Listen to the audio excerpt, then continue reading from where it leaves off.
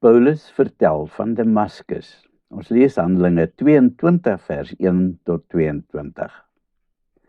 Wanneer Paulus die vertroue van die skare het, begin hy vertel van sy Damaskus ervaring. Hy vertel dat hulle besig was om te reis na Damaskus, juis om daar die mense van die pad, soos Christene daai tyd genoem is, te gaan vervolg. Hy het beplan om almal wat daardie leer aanhang te gaan uitsleep en in die tronk te stop.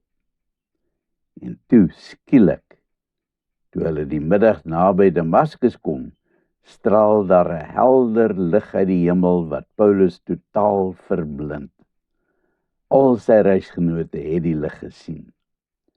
Paulus op die grond neergeval. Toe kom daar 'n stem uit die hemel: Saul, Saul, waarom vervolg jy my? Toe Paulus vra wie dit is wat met hom praat, antwoord die stem uit die hemel: Dit is vir my wat jy vervolg. Jesus het uit die hemel met hom gepraat. En toe stuur hy vir Paulus na Damaskus, waar alles vir hom verklaar word. Paulus was blind na daai ondervinding en sy reisgenote moes hom na Damaskus lei, waar 'n sekere Ananias, 'n hoogs gerespekteerde Jood, na hom gekom het en hom vertel het waaroor dit alles gegaan het. Paulus vertel vir die skare wat steeds met volle oorgawe na hom luister, dat hierdie Jesus van Nasaret sy lewe dramaties verander het. Na sy ontmoeting met Jesus het hy 'n totale nuwe visie en lewensstaak gehad. Om die waarheid te sê, het die Here hom aangestel as getuie van sy opstanding. Wanneer jy die evangelie met iemand deel, moet jy dit kontekstualiseer. Nou wat beteken dit? Eenvoudig, jy moet dit binne die konteks plaas van die omstandighede waarin jy dit deel. As ons terugdink aan die vorige hoofstuk en hoe dit amper wou voorkom asof Paulus eintlik sy eie stert geprys het, dan wil jy amper sê, maar so deel jy mos nie die evangelie met mense nie.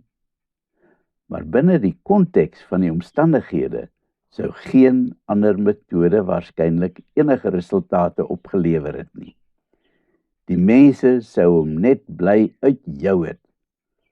Maar met hierdie totaal onortodokse benadering kon Paulus daarin slaag om die mense se aandag gevange te hou. As ek met iemand praat wat alreeds 'n goeie agtergrond van die Bybel en godsdienstigheid het, sal ek 'n totaal ander benadering gebruik as wanneer ek met iemand praat wat totaal onverskillig staan teenoor geloof.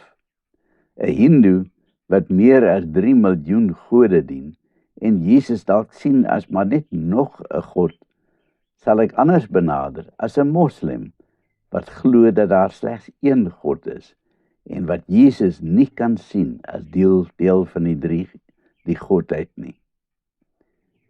Op dieselfde wyse sal ek vir 'n kind die evangelie inkleur met 'n storie wat hy sal onthou, en vir die intellektuele persoon sal ek dit moontlik koppel aan baie skrifgedeeltes en dalk selfs aanhalings uit geskiedkundige geskrifte. In kort, daar is nie een enkele standaard metode om die evangelie met iemand te deel nie. Nou weet ek ook sommer dat 'n paar mense nie met my gaan saamstem nie. Nou wat dan nou van die EE3 metode?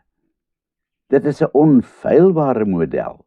Of wat van getroue getuies en Campus Crusade se 4 geestelike wette? Nou hierdie is almal uitstekende riglyne om jou te help om die evangelie met mense te deel. En hoe meer van hulle jy onder die knie kan kry, hoe beter.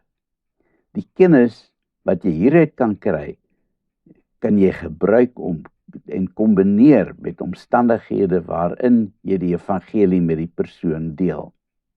Net so terloops, Omelan Nel het sy boek Getroue Getuies pas totaal herskryf. Die titel van die nuwe boek is Disciples Maak Disciples. Maar nou terug by Paulus se toespraak. Hy vertel dat hy na sy Damaskus-ervaring na Jerusalem is. Hy het na die plek gegaan waar hy oor die jare gewoond was om met die Here te praat, die tempel. Daar het hy gaan bid, soos wat hy al soveel keer gedoen het. Maar hierdie slag was dit anders, want terwyl hy in gebed was, het hy in 'n geestesvervoering beleef. Hy het 'n visioen gehad waar hy vir Jesus gesien het. Die Here het hom gewaarsku om dadelik uit Jerusalem weg te gaan, want die mense sou nie sy boodskap aanvaar nie. Paulus het dit begryp, want dit was nog vars in almal se geheue dat hy die gelowiges wreed vervolg het en selfs betrokke was by Stefanus se steniging.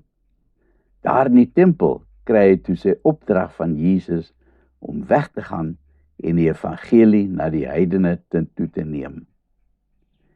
Hierdie laaste sin was een te veel vir die skare, en hulle begin weer skreeu, weg met hom, weg met hom!